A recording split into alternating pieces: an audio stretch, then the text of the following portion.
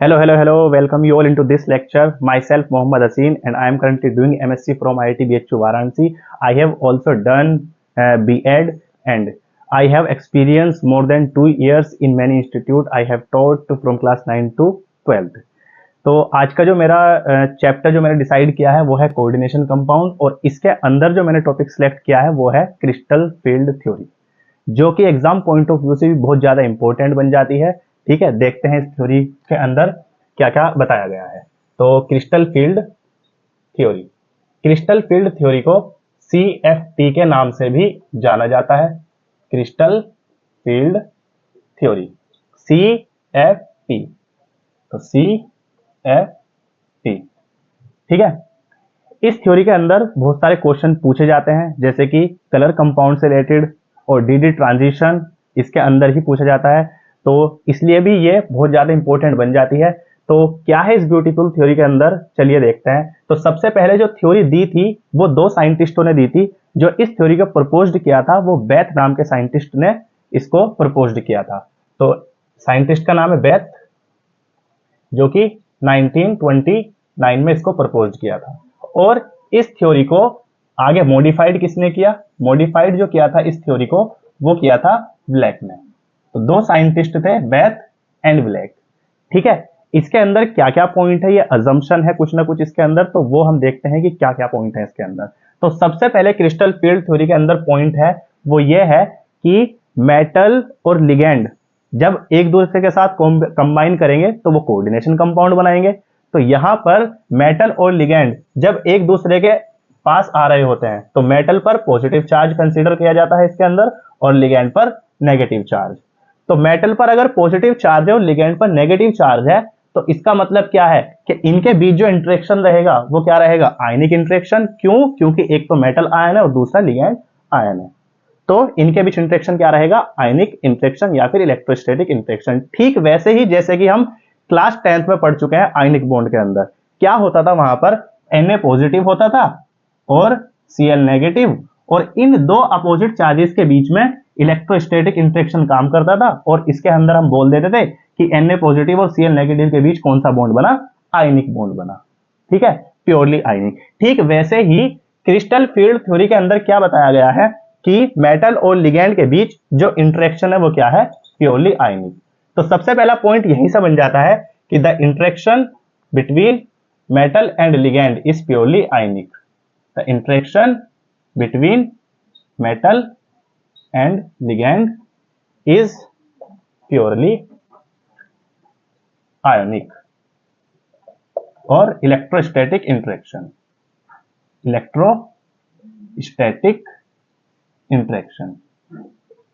Interaction.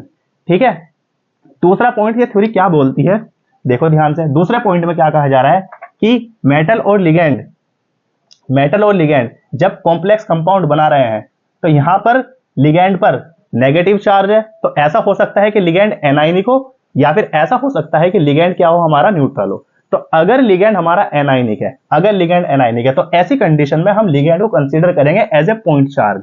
जैसा हम physics में भी देखते हैं कि एक प्लस क्यू चार्ज है, एक माइनस क्यू चार्ज है, ये दोनों पॉइंट चार्ज है, इनके बीच क्या लग रहा है? Electrostatic interaction.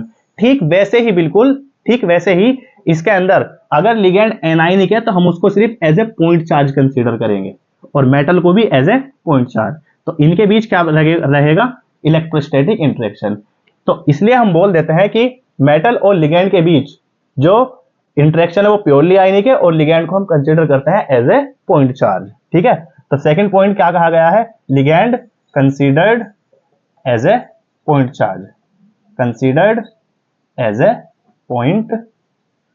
चार्ज।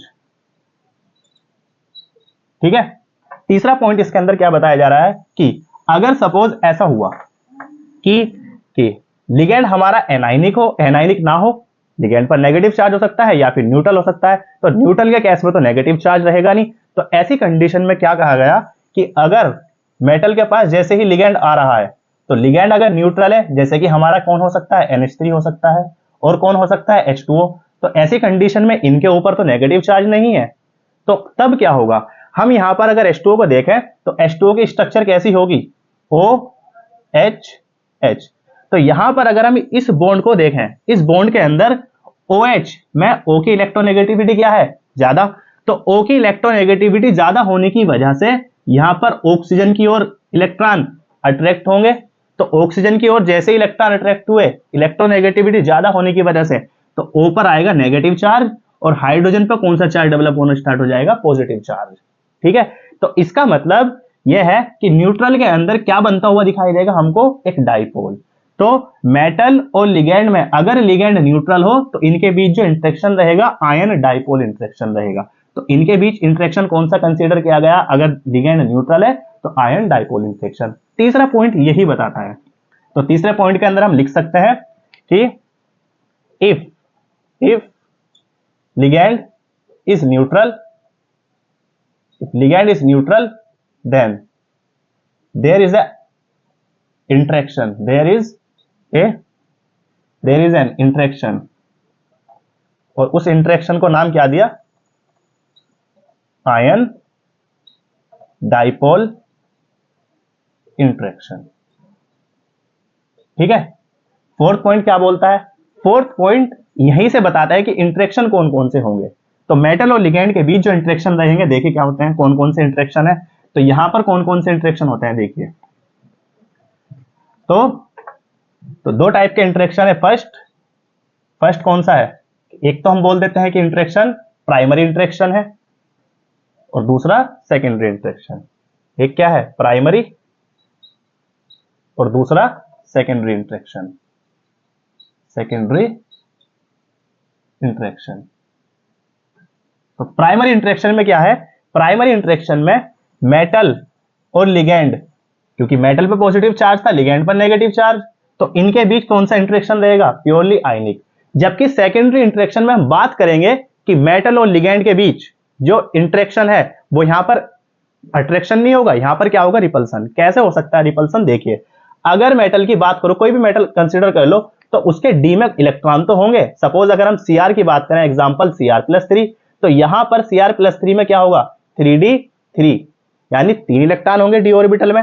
तो अगर डी ऑर्बिटल में 3 इलेक्ट्रॉन है, तो 3 इलेक्ट्रॉन क्या होगा, जब लिगेंड इसके पास आएगा, क्योंकि लिगेंड पर भी तो नेगेटिव चार्ज है, इसके पास भी इलेक्ट्रॉन है, तो जैसे ही लिगेंड मेटल के पास अप्रोच करेगा तो होगा क्या, जो डी इलेक्ट्रॉन है मेटल के अंदर और लिगेंड के पास जो इलेक्ट्रॉन है, इनके बीच क्या होने स्टार्ट हो जाएगा, रिपल्सन।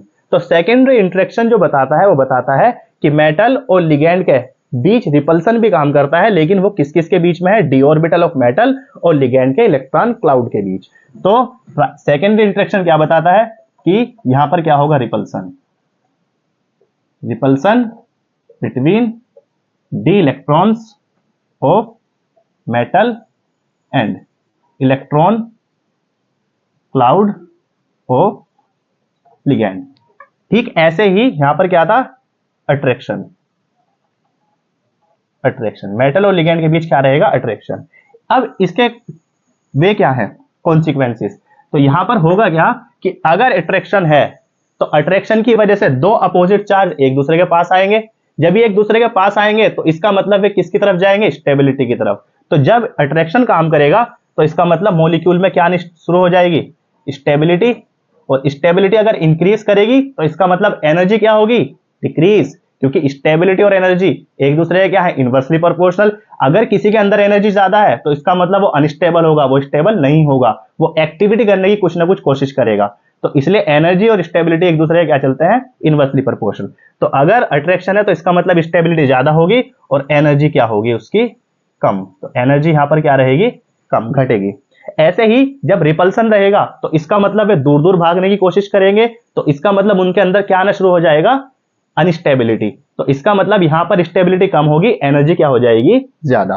तो यहां पर क्या होगा, स्टेबिलिटी इंक्रीज और स्टेबिलिटी क्या हो जाएगी, डिक्रीज, और एनर्जी क्या हो जाएगी,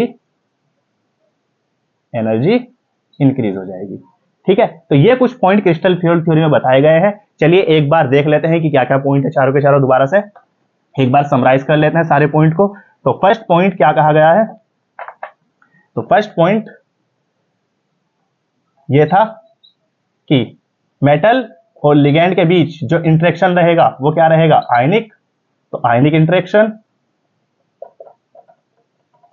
और दूसरा पॉइंट क्या है कि मेटल और लिगेंड में अगर लिगेंड एनायनिक है तो हम इसको कंसीडर करेंगे एज ए पॉइंट चार्ज। हम इसको कैसे कंसीडर करेंगे? As a point charge. और तीसरा पॉइंट क्या कहा गया है कि अगर मेटल और लिगेंड में लिगेंड हमारा क्या होगा? न्यूट्रल। तो अगर लिगेंड हमारा न्यूट्रल है तो इसका मतलब हम उसको क्या कहेंगे कि वो उनके अंदर आयन डाइपोल इंटरेक्शन है, तो यहां पर इसको कंसीडर करेंगे एज ए डाइपोल। ठीक है, एज ए डाइपोल कंसीडर करेंगे। और चौथा पॉइंट, इंटरेक्शन। दो टाइप के इंटरेक्शन हो सकते हैं, एक प्राइमरी इंटरेक्शन और दूसरा सेकेंडरी इंटरेक्शन। तो प्राइमरी इंटरेक्शन में प्राइमरी और सेकेंडरी, तो प्राइमरी में कौन सा रहेगा? अट्रैक्शन जो कि किस किस के बीच रहेगा? मेटल एंड लिगेंड के बीच। ठीक है, और रिपल्सन दूसरा किसका काम करेगा? रिपल्सन जो कि किसके बीच रहेगा? मेटल एंड लिगेंड ऑर्बिटल्स के बीच। ठीक है, तो ये थी crystal field theory. Thank you so much for watching this video.